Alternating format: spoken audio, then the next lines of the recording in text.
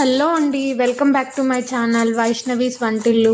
ఈరోజు నేను lunch box కోసం బియ్యం అటుకులు అనే రెసిపీని మీతో షేర్ చేసుకుంటున్నా. ఒకసారి ఇలా చేసి చూడండి, పిల్లలు కూడా ఇష్టంగా తింటారు. ముందుగా అందుకోసం ప్యాన్ పెట్టి అందులో బియ్యం వేసుకొని బాగా వేపి పక్కన పెట్టుకోండి. తర్వాత ఒక కుక్కర్ గిన్నె పెట్టి అందులోకి ఆయిల్ వేసి ఆయిల్ వేడెక్కాక పోపు దినుసులన్నీ వేయండి. అవి చిటపట్లాడిన తర్వాత కొద్దిగా కరివేపాకు వేసి కరివేపాకు చిటపట్లాడిన తర్వాత అందులోకి కట్ చేసి పెట్టుకున్న ఆలుని వేయండి. అలాగే కొంచెం చింతపండుని నానబెట్టుకొని పక్కన పెట్టుకోండి. తర్వాత ఆనియన్స్, పచ్చిమిర్చి, టమోటాని కట్ చేసి పెట్టుకున్నవి అన్నీ ఈ తిరువాతలోకి వేసేయండి. వేసి బాగా మగ్గనివ్వండి.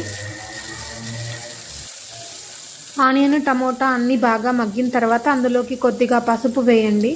పసుపు వేసి బాగా కలపండి.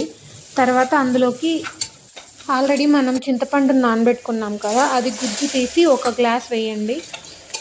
మనం రైస్కి తగ్గట్టు ఎసురు వేసుకుంటాం కదా, అందులో ఒక గ్లాస్ ఈ చింతపండు రసం వేసి మిగతా గ్లాసెస్ ఆఫ్ వాటర్ని వేయండి.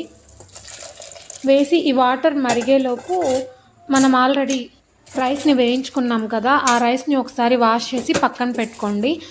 ఈ ఎసిట్లోకి కొద్దిగా సాల్ట్ వేసి బాగా కలుపుకోండి.